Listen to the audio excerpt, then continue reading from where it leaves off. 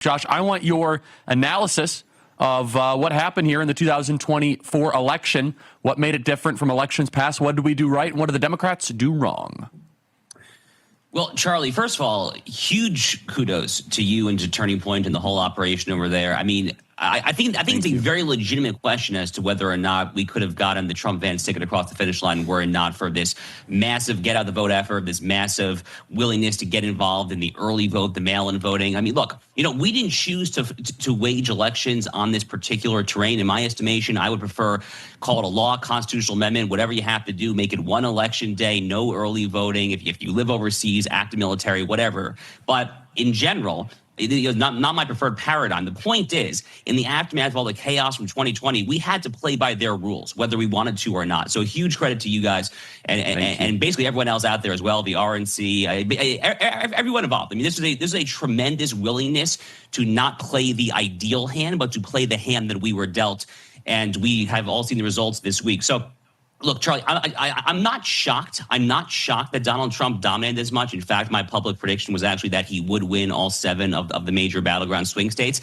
I am a little surprised at the extent to which the dominance extended. I mean, there's so many data points to possibly look at here. I mean, Starr County, Texas, the most Hispanic county in America, 97% Hispanic county, largely Mexican. Donald Trump winning that county by 16 points. Are you kidding me? Major urban corridors, Queens County, New York. I mean, like Queens. I mean, like the New York Mets LaGuardia Airport. Queens shifting 20 to 22 points towards Trump from 2020. Donald Trump outright winning Miami-Dade County right here in Florida, where I live, a 70% Hispanic county, the most populous county in Florida. I mean, winning the national popular vote, the first time a Republican has done that since George W. Bush 2004, and likely going to end up winning so by an even larger margin than Bush did in 04. I mean, this is historic stuff. 46% of the national Hispanic vote there. Basically, every element of this multi-ethnic working class coalition that conservative talkers and pundits and thinkers have talked about for years, it basically all came together. I mean, this was the culmination of the political realignment, basically. And I think you have seen the death, the long overdue death of the 2008 Barack Obama intersectional coalition. We have witnessed this week the death of Obamaism. Now, it was a long time coming. You saw a lot of these seeds back in 2020, possibly even a little bit before then.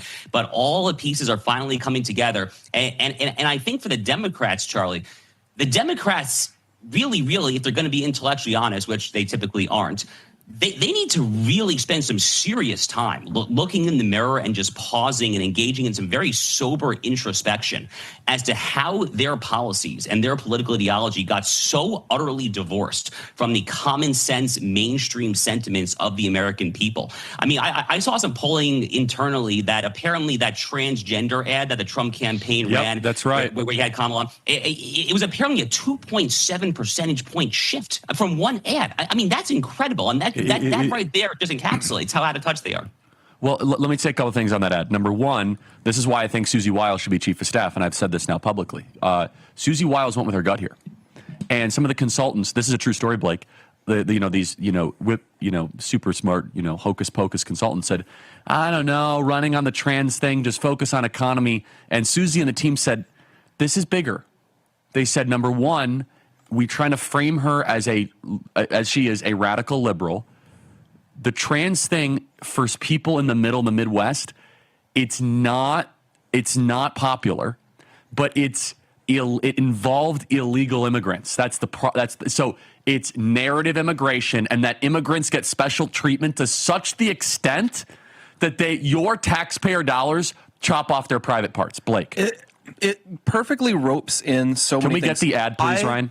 I talked to someone who first of all, they were making fun of Trump's debate performance because they were in a lib circle that made fun of him saying the, illegal immigrants in prison, all of that. And then I pointed out, this is real, right? And I produced a link to it. And he's like, okay, well, it's not that big of a deal. How often is this happening? But it's not how often it happens. It's, it's like if you learned that Kamala, 8 babies or something in private. It's not that it was a lot of babies. 1 is enough. Yep. And so to do something that demented, like import someone illegally into America so you can do novel medical practices on them while they're in prison. It's so demented. It's so deranged. We talked about this before the election. One of our biggest problems was the left was so insane that voters like would not believe it. And Yes. it looks like this got through. Oh, they're really nuts, aren't they? Yeah, and it was, and then what they did, the Trump campaign's so smart, they doubled up with the ad with Charlemagne the God's reaction. Yeah. So they did the ad, and then they Charlemagne, whatever, the guy from Breakfast Club, and then they doubled up with his reaction, showing that not only is this crazy, but like regular everyday people think it's out of control, it's nuts. And Josh, doesn't that go to show that this Trump campaign, there was zero, I want to be clear, there was zero consultant data that showed this was a good idea, except a gut instinct from Trump's inner circle. Pretty cool. Yeah, very cool. I mean, it's kind of just common sense, though, isn't it? I mean, the transgender issue is an issue that polling has been 75-25, maybe 70-30, depending on the poll, the way you want to phrase it. I mean, the notion that U.S. taxpayer dollars should go to anyone to basically try to cut off your genitalia, chemical castration for inmates, for minors, for anyone, it is a ludicrous proposition. But, people internally at the Kamala Harris campaign, I think this is the key point, people internally, They heard the warning flags. Apparently, Bill Clinton told the Kamala Harris campaign, said, you guys have to answer for this. And the Kamala Harris people were like, what are you talking about? This makes no difference. Because they live in a bubble. Because they live in an echo chamber of all echo chambers. I mean, they're listening to all the blue-checked lefties, Vox, Jezebel, all these stupid left-wing sites and these consultancies, Act Blue. I mean, they just talk among themselves, and they literally still think that you are just a racist, sexist, bigot, homophobe, transphobe, xenophobe, whatever, for not indulging the fantasy, as Blake just said, of like a double or triple intersectional unicorn fart issue of bringing in a bunch of illegals and then taxpayers subsidizing, chopping off their healthy price. It's just a mess. It is a total mess. So common sense, visceral good instincts there. Look, it's just a remarkable success story, Charlie. And obviously a lot of other issues are relevant in this election as well. That's not the only one there. No, but that adds to me, it very encapsulates smart. everything. All right, let's play cut 297. This is they spent, I think, $60 million on this ad. So smart. Play cut 297. Kamala supports taxpayer-funded sex changes for prisoners. Surgery. For prisoners. For prisoners, every transgender inmate in the prison system would have access. Hell no, I don't want my taxpayer dollars going to that. Kamala supports transgender sex changes in jail with our money. Kamala even supports letting biological men compete against our girls in their sports. Kamala is for they, them. President Trump is for you. I'm Donald J. Trump, and I approve this message. So that was the second one. That was the sequel, Blake. Yeah, I really love the they-them thing. I think that's an underrated part of it. It's not just that evokes the transgender issue. So smart. It also evokes, like, if you're a white-collar worker, you've had to sit through people putting their pronouns at the bottom of emails, asking you for that stuff. I totally agree. You think of the language policing. If you're a college student, you've run into that language policing everywhere. And so it's bringing in so many things. It's bringing in you're scared for your kids. It's bringing in you're scared about the border. It's bringing in the left are these obnoxious, moralizing scolds. And it all comes together in, 1 30-second ad. I think we have Josh for another segment. I sure hope so.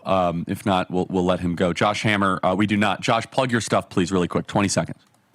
Yeah, Charlie, always great to join you. So I'm on X, Josh_Hammer. Instagram is Josh B. Hammer. I host America on Trial with Josh Hammer and also the Josh Hammer Show. Charlie, once again, congratulations to you and Turning Point for your huge role in this. It was a tremendous success. Just a great, great week for these United States.